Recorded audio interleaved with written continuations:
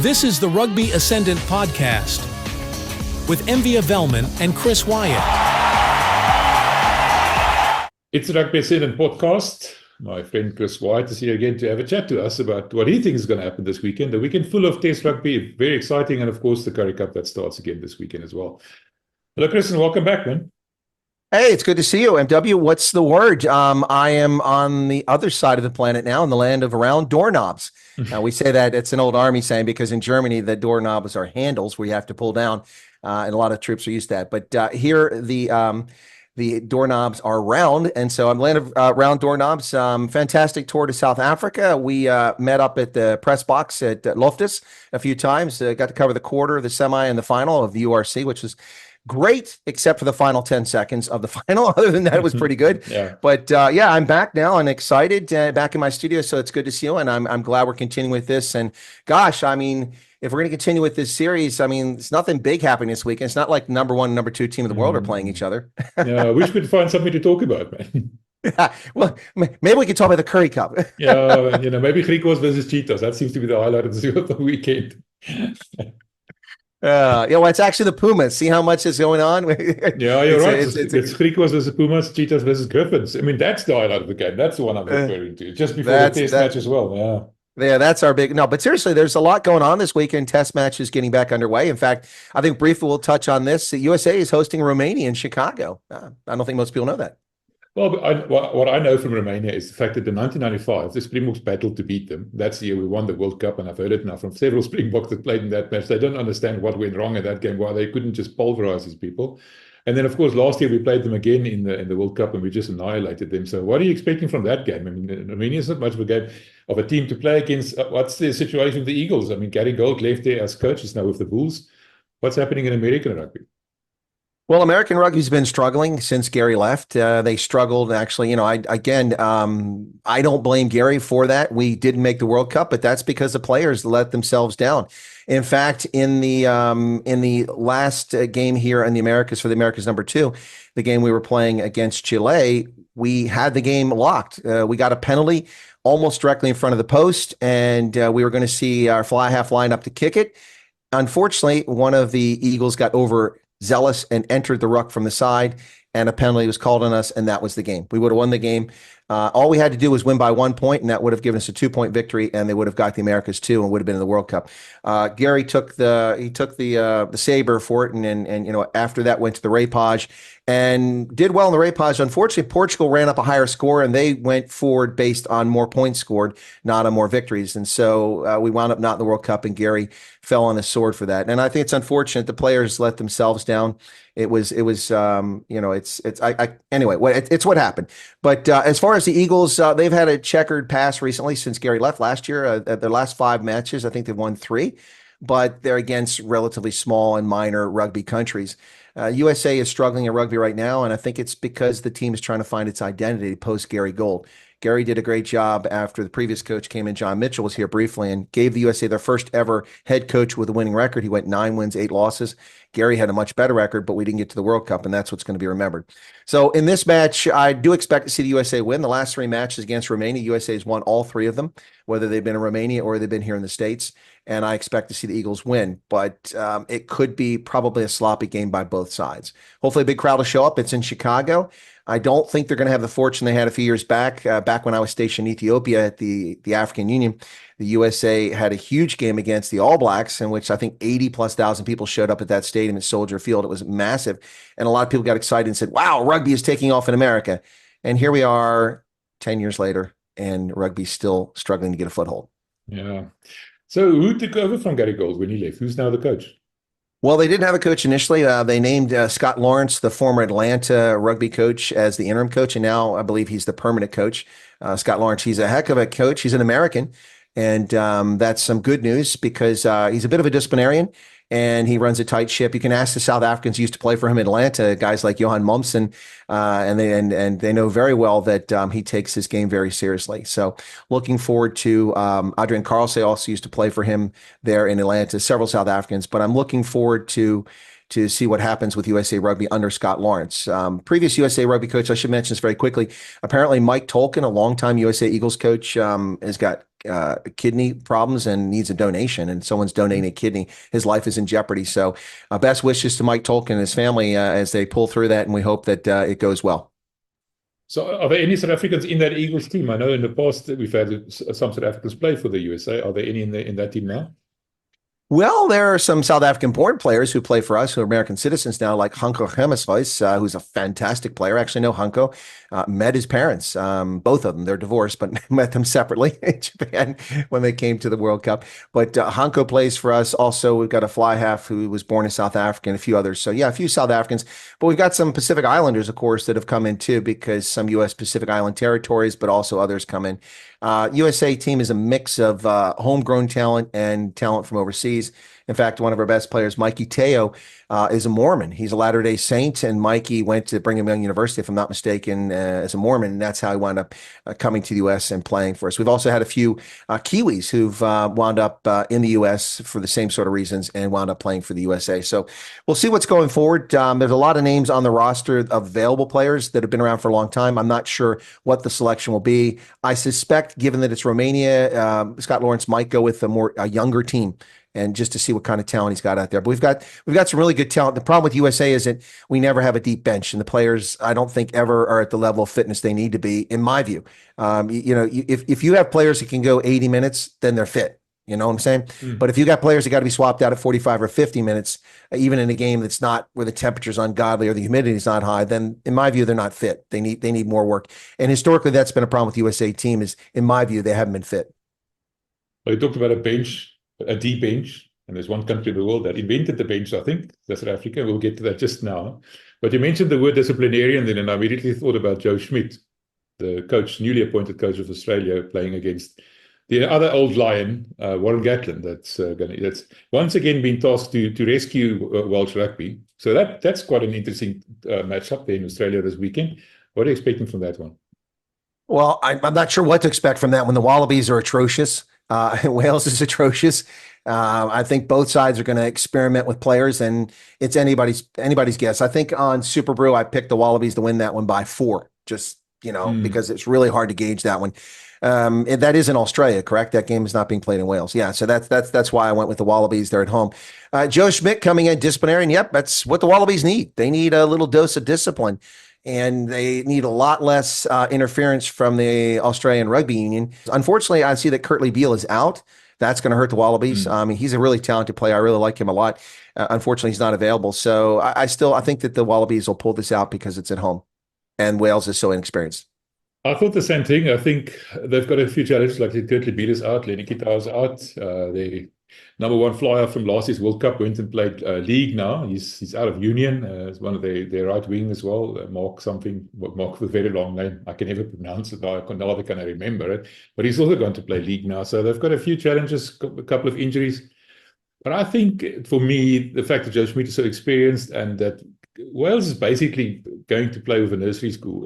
That's what they're going to pitch up. They got a big hiding against the Springboks 2 weeks ago. Nothing could have changed that much in 2 weeks' time. I also did the same I said for 5 points. Australia going to take this one by 5 points for the simple fact that it's at home. That's going to make a little bit of a difference. But honestly, it's like, it's a toss of a coin. I don't know these sides that well. I just think Australia might take it because they're at home. Yeah, no, I agree with you, and I think we're pretty much on par. You said 5, I said 4 points, so it's a 6 and 1, half a dozen the other. All things being equal, I expect to see the Wallabies win this game. Right. The other one that I think we're in for a bit of an upset is the All Blacks hosting England. I think England's got a very good shot at taking this one for the simple reason that All Blacks have got the first new coach, if I want to call it that, in almost 20 years. You had Graham Henry, followed up by Steve Hansen, who was the assistant, followed by Ian Foster, who was the assistant.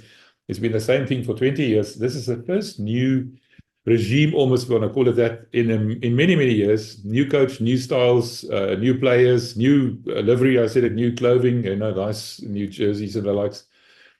A lot of things that are up in the air a bit, and I think Scott Robinson is going to be in for a bit of a rude awakening, the difference between club rugby and international rugby. Your take on that?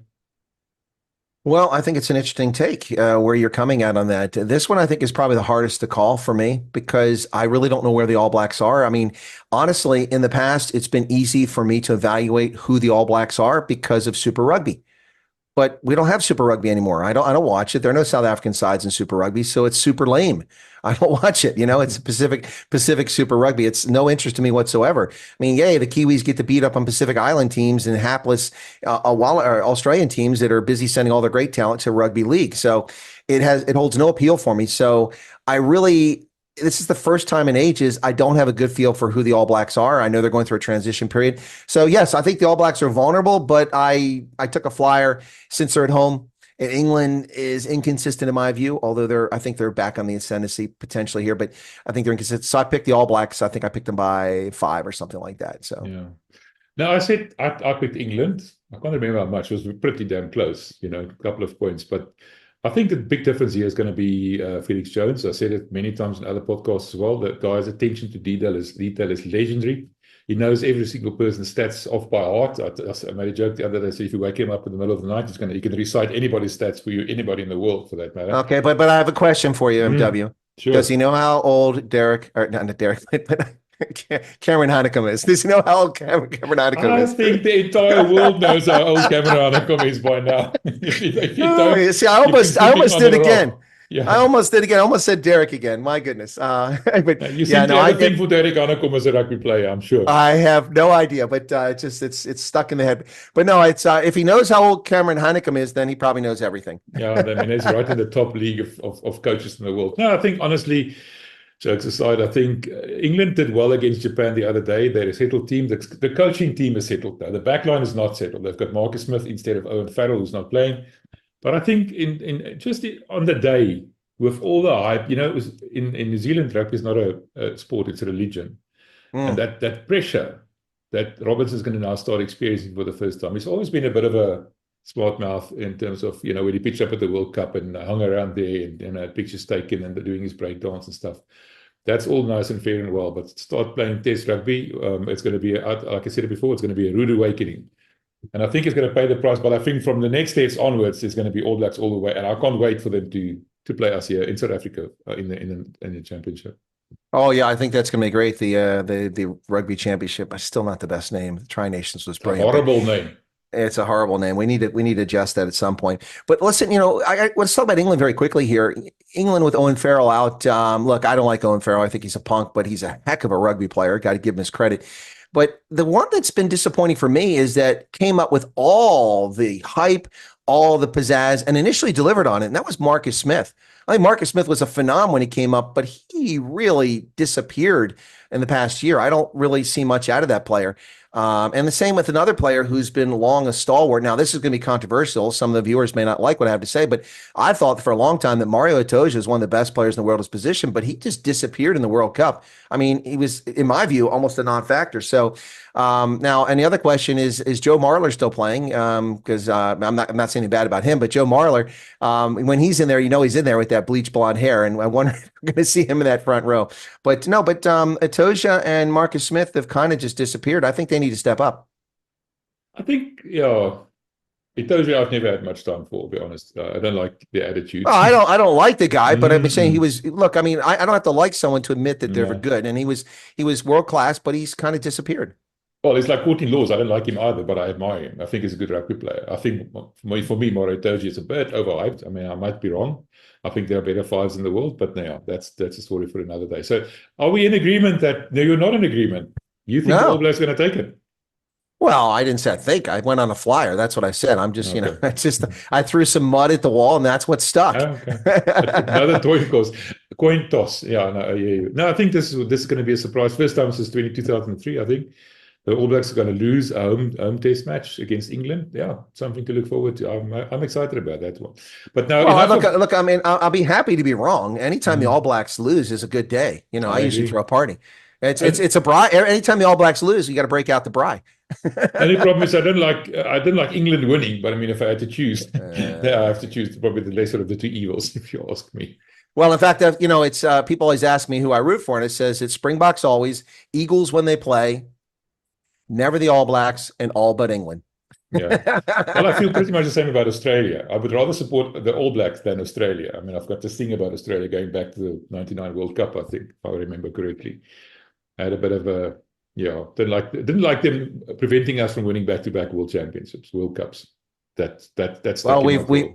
we've done it now, and we're on the way to an unprecedented third back to back to back. Yeah, well, let's now talk about the actual game that matters this weekend. We joked about it before, but the whole world's eyes are on South Africa this weekend. Like you said in the beginning, number 1 versus number 2. Rassie Erasmus is playing the mind games. He announced what he thinks the Irish team is going to look like last Saturday already, and he put the weights and the caps and age and everything in there. And he's been going at them all the time with a little tongue-in-cheek. He's been a little bit tongue-in-cheek, I'm sure, but there seems to be a lot of needle in this game, don't you agree? No, there is, and even Victor Matfield has gotten into it. Yeah, no, I've interviewed Victor. Hey, look, I'm a pretty tall person, as are you, but I mean, I felt like a dwarf standing next to Victor Matfield when I met him in person in Pretoria. Yeah, no, it's a lot of jaw jacking going on here, mostly from the South Africa side, a little bit from Ireland.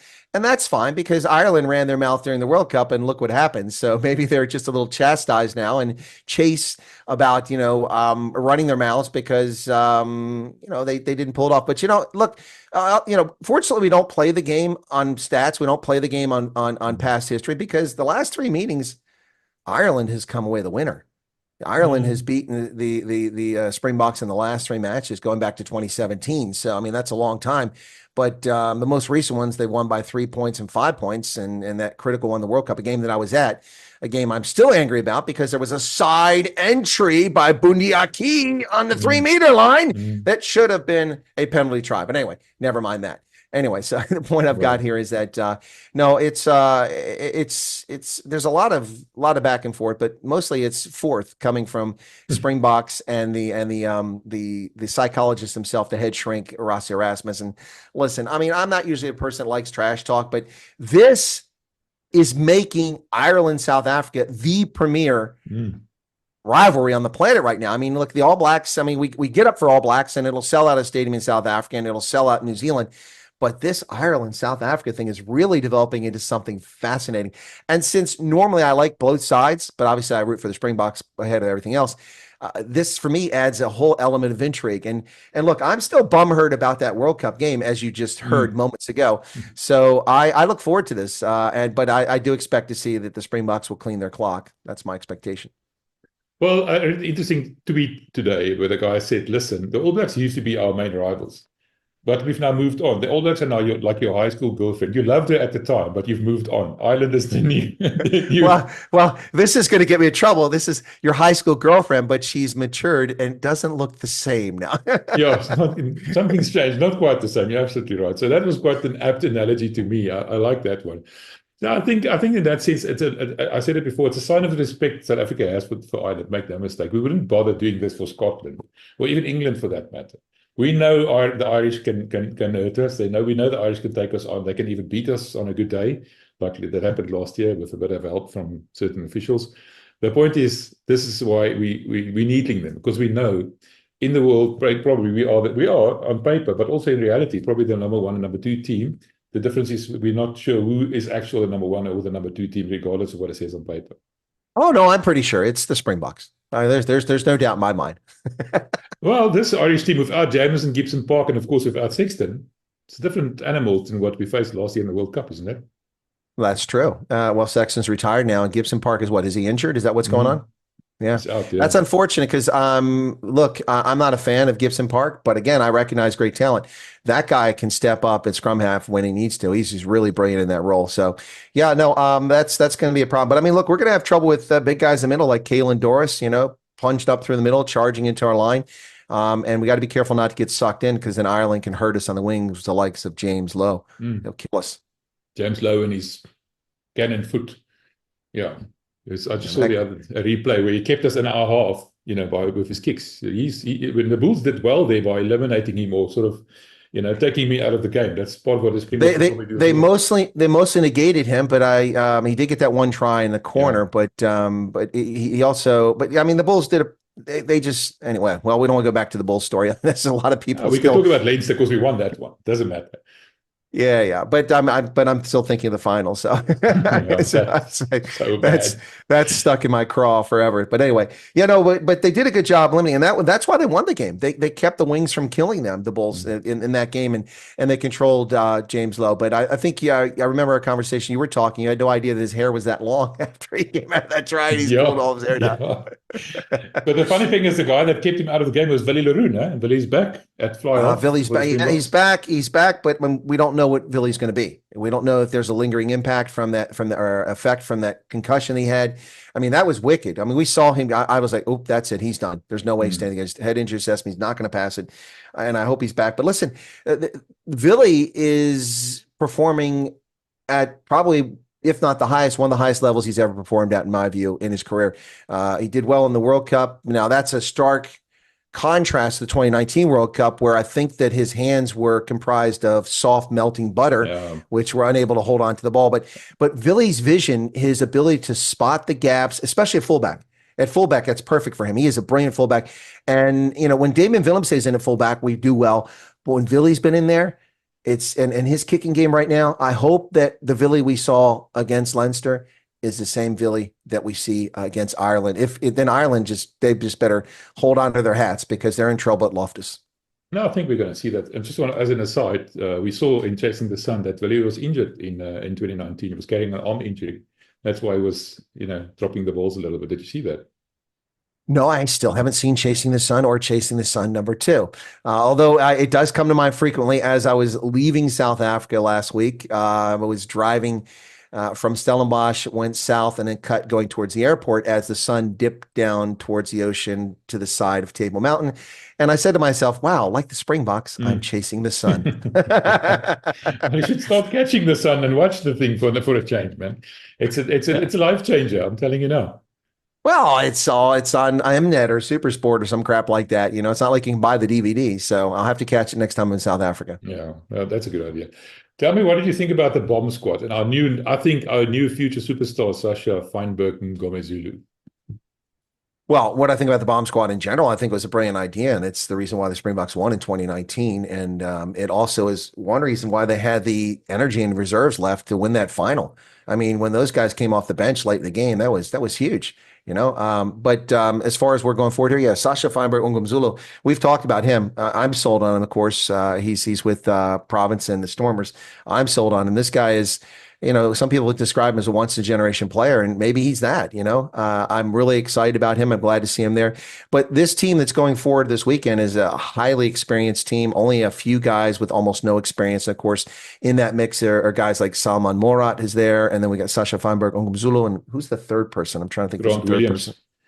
Yeah, there you go, Grant Williams. But Grant Williams he's bloodied as well. He played in the World Cup. Boy, I tell you, the game against Scotland, when he came in the game, that game against Scotland that I was at, was at Marseille, if I remember correctly. I was sitting at the end of the pitch, decent seat, but about 10 rows back. But this is what the game was for me most of the game. Why is that? Because it was boring. And then Grant Williams came off the bench, and whoa, it all just changed. He came in and he was just unbelievable. Look, I'm a huge Grant Williams fan. I think he's one of our rising stars, and I think he's the number one in that position for the Sharks. And if they think otherwise, they're wrong.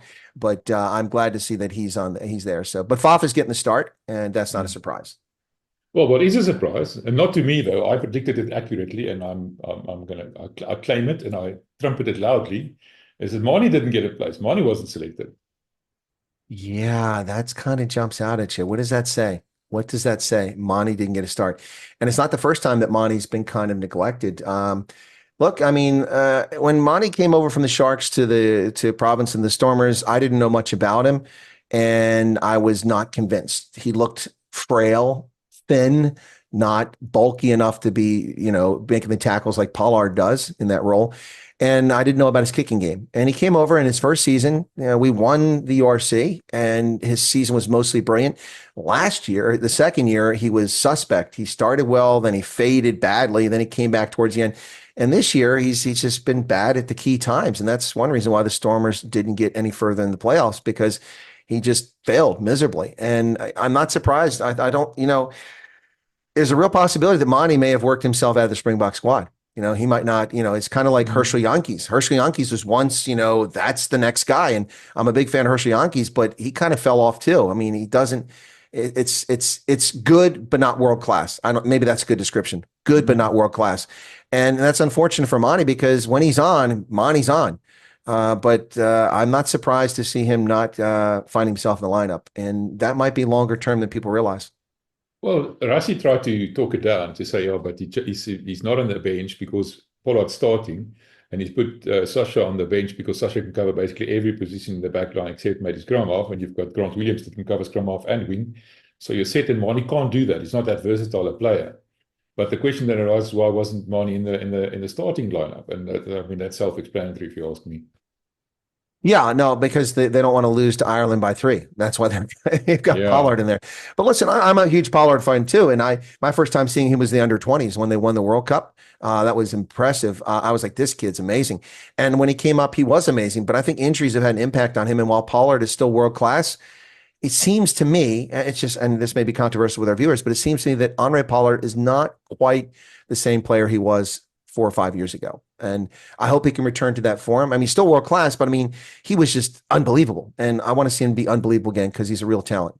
Well, I'm glad you mentioned that because Tony Brown earlier this week at a press conference said one of his things that he's trying to implement is to get Andre Pollard back to the player that he was in 2014, like you just mentioned. That's there you go. See, that's okay. Well, there you go. I didn't. So I missed that press conference. I don't catch the South African press conferences, but that's. I mean, he was, as a young player, he was just phenomenal. I mean, just he hit hard. He was in the right place, distributed the ball well, made all of his kicks, almost all of them. And I want to see him get back to that. He's got the talent. I'm not sure why he's not there, but I think injuries have had an impact on him over the time. It's just kind of, niggling things, and then your body adjusts, doing things slightly differently. And small margins make the difference between good and great. Yeah, absolutely. I'm just wondering if Sasha comes on in place of Pollard at 10, who's going to take over at Willie will probably then play the full game at 15, but I wonder if he's up to that in terms of he's older, he's been injured recently. I wonder if that's going to be realistic. Well, that's a fair point because who's left on the bench except for Grant Williams to come in and maybe, but I mean, Willie has to go the whole way then, I guess, unless you shift Jesse Creel to 15. Yeah, he's played 15. And Colby as well. Colby's also played 15 before. Yeah, well, Colby, Kirtley also so there you go. All 3 of them could do it. Kirtley's not an ideal fit there, but I think that Jesse Creel or Cheslin Colby would be a good fit. You could slide them around. So yeah, it's possible. I mean, and of course, Rossi is the master at this. He's figured this all out. He's already worked all this out in his head before we even talked about it. So the altitude at Loftus. We've talked about that a lot in the press conference with Jake, Franco Smith. I had an interview with him this weekend. It's in Afrikaans. I just want to tell you about that. I asked him about what they did about altitude. And he said he decided to make a thing of it. And what he did was he brought in breathing coaches, athletes that train at high altitudes. And they became part of the Glasgow Warriors coaching team. So after every exercise session they did, and before, they did breathing exercises so that they could get used to being starved of oxygen and the like, so that their bodies can realize that they're not going to die. And that made a difference. The island's not going to have that luxury. They have only been together for about 2 weeks or so, arrived here in South Africa about end of last week sometime. So I think altitude is going to play a role still here. What do you think? No, I'm not sure that'll be the case. I mean, Leinster's back in town. I mean, Ireland's in town. So, no, I mean, look, most of these players were just here a few weeks ago, losing to the Bulls. And so they've been here recently. I think that the altitude thing is often overblown. And the reason I say that is, I mean, I've actually worked at altitude. People talk about the Highveld as altitude. It's just a few thousand feet. Try working at 10,000 feet in Addis Ababa every day and try running there every day. When I got to Ethiopia, when I first arrived in the American Embassy, which sits near the top of a mountain overlooking the city, I would go out and run at lunchtime, and I ran up the hill because I prefer to run down on the way back when I don't have as much energy. And the first couple of times I did it, I thought I was going to die. I mean, it's like, where's the oxygen?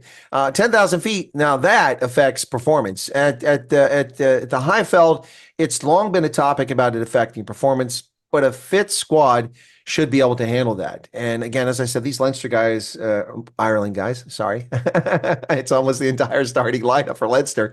They were just there a few weeks ago, and altitude isn't why they lost that game. The Villiers Leroux and the kicking game is why they lost that game. Mm. A brilliant strategy by the Bulls and Jake White. But it is an issue. I get why people make a big deal out of it. But look, the Stormers play in Cape Town at sea level and province. And every time I turn around, they go to Loftus and kick Bulls behind. So, come on.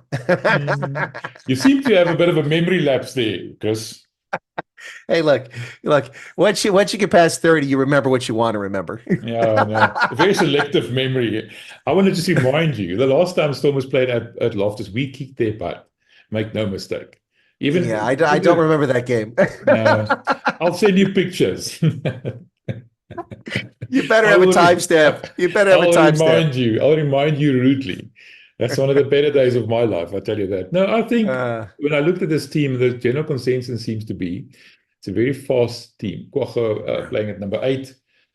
Sia is back. The back line is fast. The replacements are quick. They're all quick players. And like even Ergia, 130 kilograms, 2.09, whatever ridiculous height he is an agile player. He's good at offloading and everything. So we think that the Springboks are going to try and run the Irish off their feet, bring back an entire front row and lock pair. So the front 5 is going to be a fresh pair of legs after 50 or 60 minutes.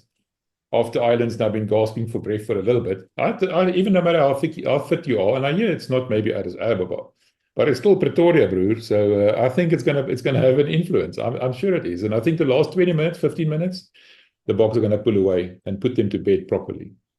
Well, listen, Ireland's bench is nothing to sneeze at either. That's world class as well. I mean, they have some great players. But yeah, in that front row, I agree with you. I mean, off the bench, you have Malcolm Marks and Vincent Koch. Wow, what a tragedy to have such great players coming off the bench. And, Gerhard Steenekamp is not exactly anything to sneeze at. So, I mean, that's a great front row coming back. And you've got R.G. Sneeman as a backup lock. I mean, that's just sick, man. Marco van Staden Eskom on the bench. And of course, we talked about Phenom, Sasha Feinberg, Ongumzula. So I agree with you on that. It should be interesting to see. I think that if the Springboks open this game up, they're going to slaughter them. And if they do open it up, which you've just alluded to, that will force Ireland to run. And if they have to run a lot, then maybe they will be gassed. We'll see. But I mean, you've got the likes of Billy LaRue, Cheslin Colby, Jesse Creel, Curtly Arnse, all out there, even Damon Allende. These guys can gas them. They really can run the game. And in the middle, it'll just all be stuffed up by our guys like Peter Steph Dutoy. And by the way, I'm a little concerned. I understand that Sia Khaleesi is a bit fat and slow and lazy. Yeah. The rumors of his demise are greatly exaggerated. I'm sure they are, but I'm sure I'll be getting some hate mail for that one. I remember a couple years ago, I had a video that really went viral. I had a few 100,000 views on it when Sia did that interview and he was moaning about having to learn Afrikaans for the lineouts and that sort of thing and how he grew up in poverty. I'm like, oh, come on, bro, get your act together. But if you remember that, people were cutting up their Springbok jerseys. They were so bent out of shape. So I have, at the time, I think around 45 Springbok jerseys of various stages over the years. And so I put a clothing hamper, a rack right here in front of my camera. And I stood up and said, listen, I have all these jerseys and I picked them up and went through them as I did the video. I'm like, cut my jerseys up because Sia's bumheard about speaking Afrikaans? I don't think so. These things cost me a fortune. I bought them for 25, 30 years. Yeah. But I took a lot of flack because I wasn't criticizing him. But then I did another video during the British and Irish Lion series in which I criticized Sia. I thought that he just disappeared. Now, to be fair, he was being ill-treated, in my view, by officials. They were disregarding him as the team captain, dismissing him, and they made this whole thing about it being racist. I don't think it's racist. I just think it was anti-South Africa. It wasn't racist. But I think that Sia in that British and Irish Lion series where nobody was in the stands sort of disappeared as a leader, in my view, not just with the officials, but on the pitch.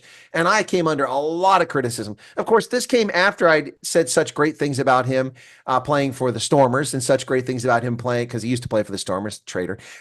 And when he played for in the World Cup, and I said he was a great captain. And then you criticize one time and, the R card comes out. It's just such a tired thing in South Africa. So I'm sure I'll get some hate mail for, saying which I don't believe, just repeating what the coach in France said about Sia's season. The owner in France. Oh, it was the owner. I'm sorry, it was the coach. I thought it was a coach that said that. Wow. The owner of the team.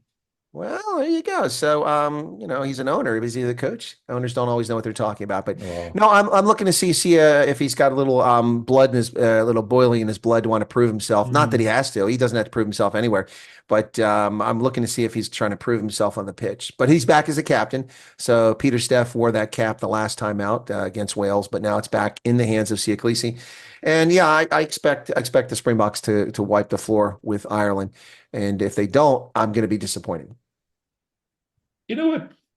You set me thinking now. Yeah. Rassi made a point of saying that he's not fat or transparent. That's the words the French guy used.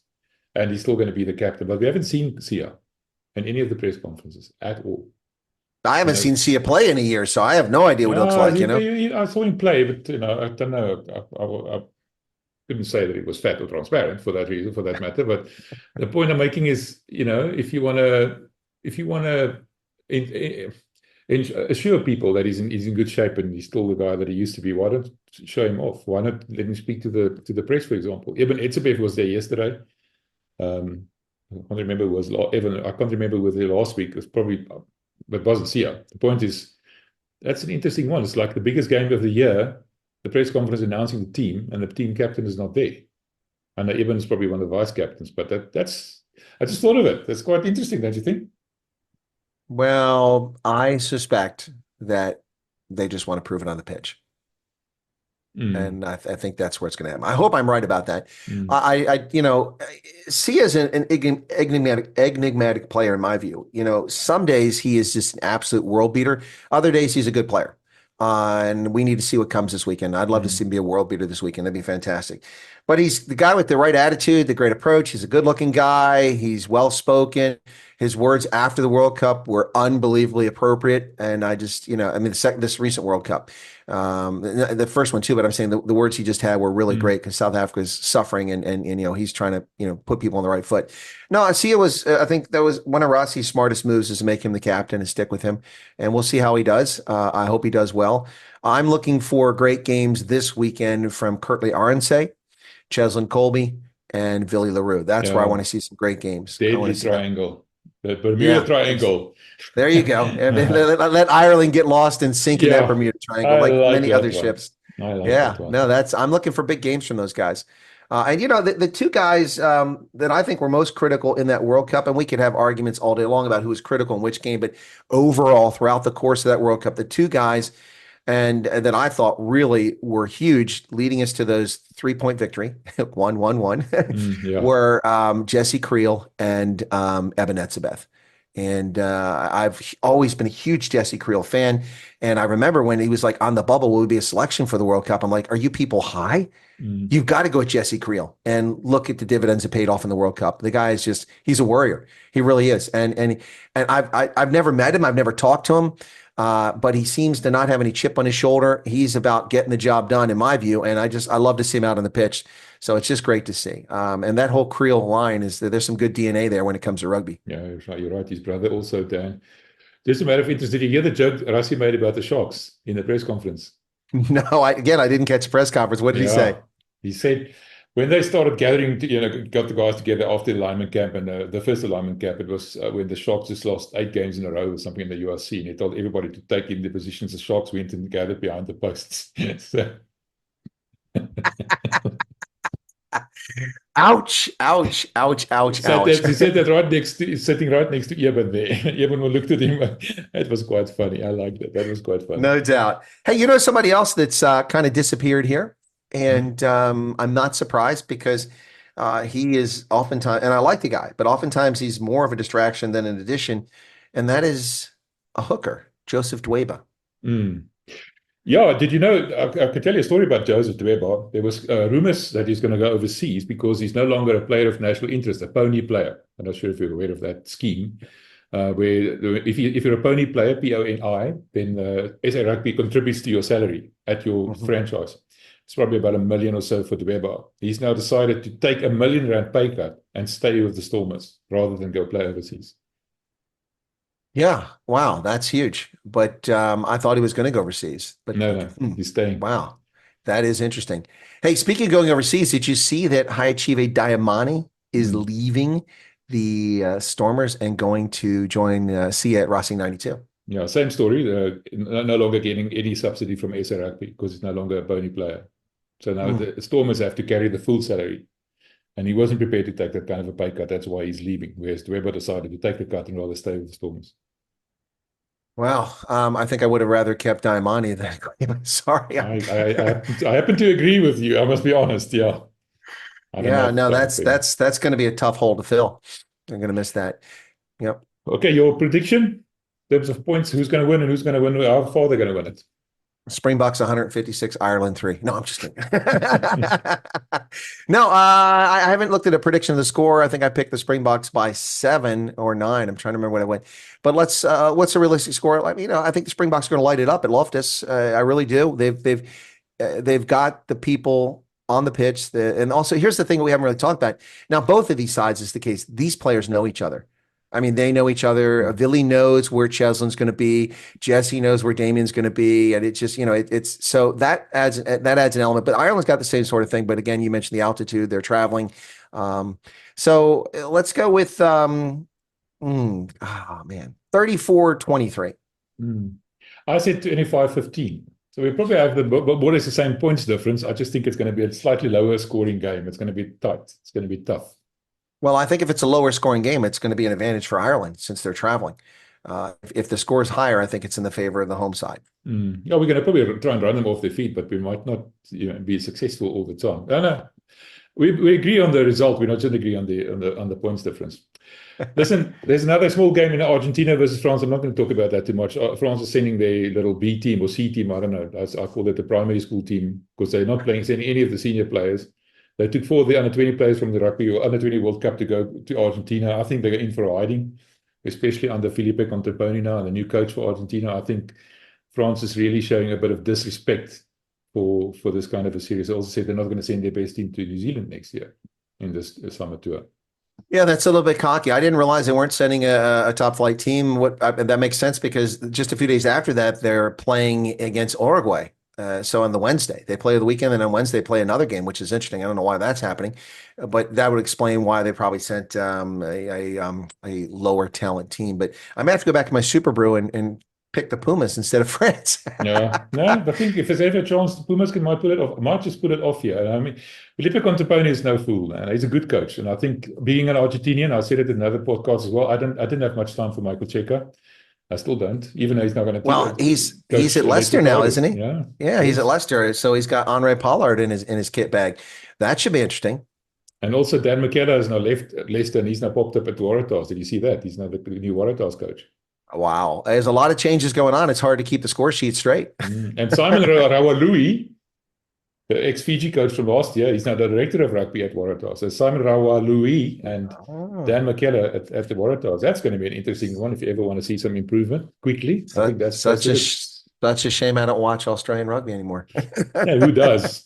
But the point is, not the Australians. That's part of the problem. Yeah, you're right. It's part of the problem. That is the one game at the World Cup in 2019 where, oh, what a pain.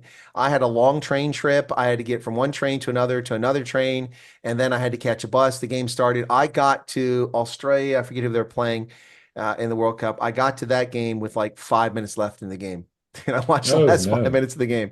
Yeah, that sucked. It was a tough day. There was a train that didn't show up, and so I lost like 3 hours, and as a consequence, in Japan. Yep. And that's so famous for being on time and everything else. Oh, no, they were. Look, I took probably 40 train trips, and that was just the one time where there's a problem. So I'm not sure what it was. I think there was a maintenance issue or something like that. I didn't have a spare train. So, but I know it was tough. It's also a long trip. I was coming from all the way up, not too far from Tokyo, going south and, traversing these stuff. So, yeah, no, it was, and that was, so I almost, but I was no way. I was determined. It was a pain. I was going to get there, and I wanted to make sure. I mean, I had the ticket. I mean, but I caught the last few minutes. But Australia won that game. I forget they were playing, but they won that game easily. Yeah. So, hey, listen, there's a couple things in Currie Cup. I know we're not talking much about Currie Cup, but let me just cover a couple things there. I'm very curious to see what goes on in Currie Cup with a couple of things. Number one, the Cheetahs have given Cebu Nkosi another chance under Franz Sten. He's giving a second chance here. Of course, was dropped by the Bulls, has all kinds of issues. We're not really sure what those issues were, but he's going to get a second chance for the Cheetahs. Any thoughts on that? Well, he's been around there a while. He played for the Cheetahs in the SA Cup now, and he didn't get picked every time. But the Cheetahs made a point of saying that they're using the SA Cup, the sort of qualifier next year for the Currie Cup, as a sort of a tryout. They're using it. They used a lot of different players. They lost 50-0 to the Pumas in the one game. But the point is that they gave Boonkorsie a bit of a chance here or there, and I don't think he's been shooting the lights out, to be honest.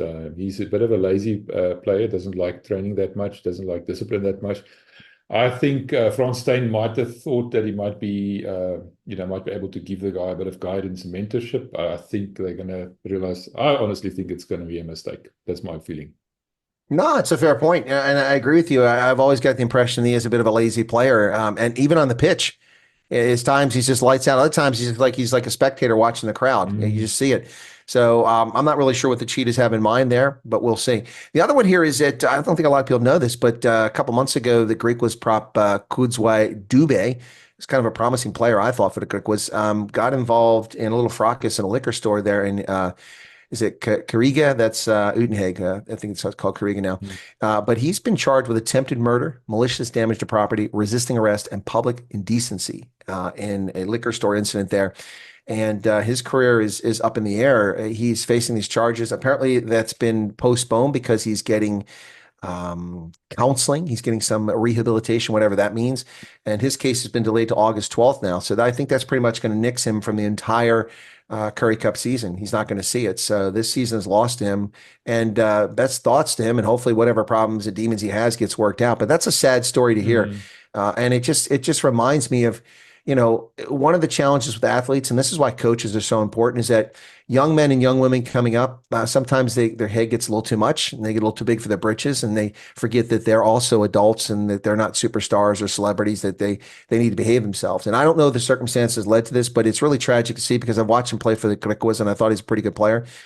So let's just hope that that this comes out well for him and in the end. But it's kind of a sad story to hear.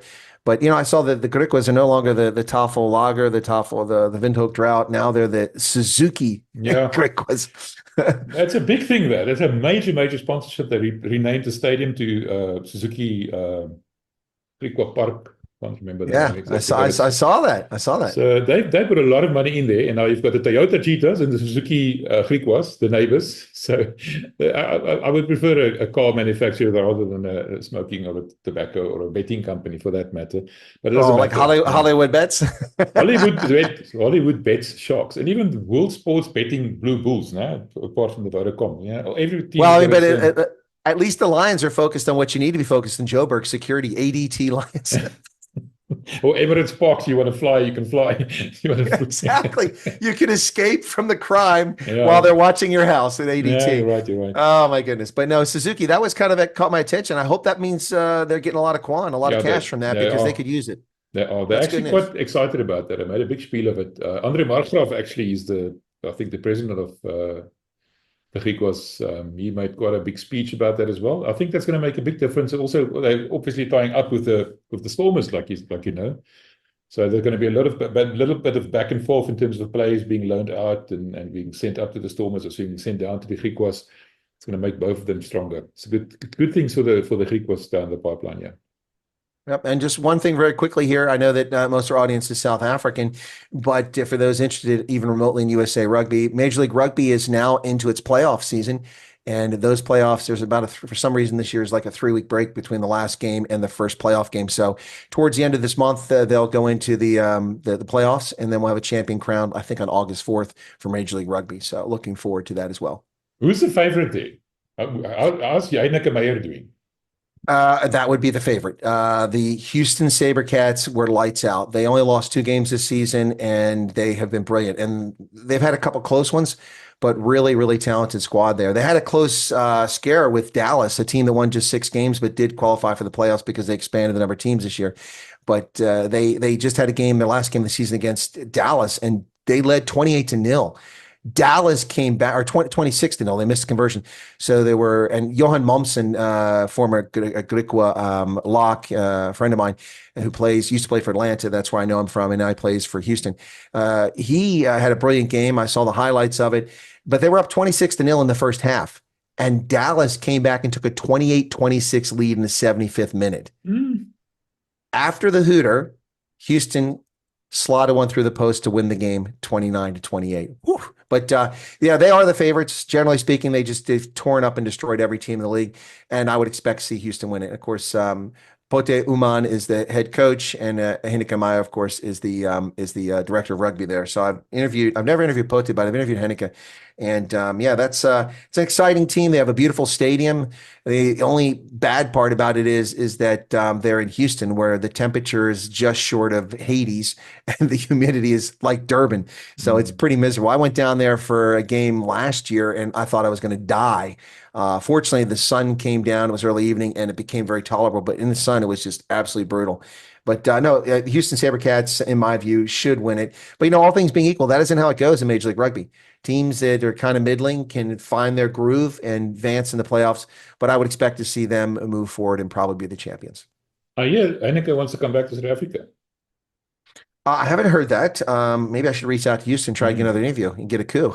No, definitely he wants to come back. And there's all kinds of talk about, is there going to be a place to put him in the Bulls with Jake being there, and maybe sort of a emeritus coach, or or a high impact or a high performance coach or something like that. Lots of talk about that. So it'd be interesting if you could find out about that a bit.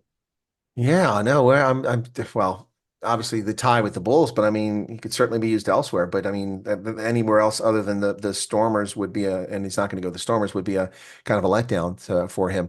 Yeah, I'm a huge fan. I still think his departure from the Springboks was unjust, but then I think I'm in a minority in that. I think he's a great coach. I loved his enthusiasm in the booth. I love watching every time during a game. He's up there screaming and into it. And I miss that. What a great guy. But anyway, so we'll see what happens. I wouldn't be surprised to see him come back to South Africa, but I think he's had a major impact. Houston was a perennial doormat in this league for the first few seasons they were in it. They did very poorly, barely had any wins, didn't go anywhere. He came in and Poto Uman came in and they turned it around. Now, to be fair, this is like the almost all South Africa team. I mean, half their starting lineup is South African most of the time. So, and they've got really talented South Africans who are here, guys who can be playing the Currie Cup, and maybe a few could even be playing in the URC. But anyway, yeah. So Major League Rugby into the playoffs, and we'll see how that goes. All right, you've got a radio show or something that you need to go to. So I think we've covered everything. Yep, I think that's it for this one. So Ireland, the good news when you lose is there's plenty of Guinness. Yeah, I actually quite like Guinness. One good thing the Irish did for us. Well, the Irish brought us a lot of nice things, but we won't go into that tonight. Yeah, I'm a South African. I beg to differ. I mean, they caused a lot of pain last year in that World Cup, I'm telling you now. Anyway, Rassie said that he thinks the ref blew correctly on that final maul. Eh? He said the ref made the right decision yesterday in the press conference. You mean the one that I was at the Stade de France? The very last one. Remember when he blew too quickly?